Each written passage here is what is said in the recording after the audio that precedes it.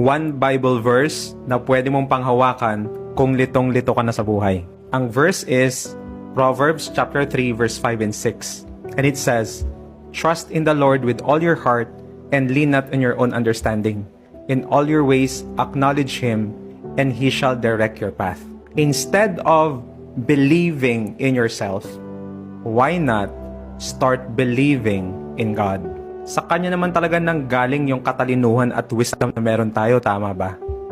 Those who seeks God's wisdom seeks clarity. Agree ka ba dito? Click follow for more biblical perspective for success.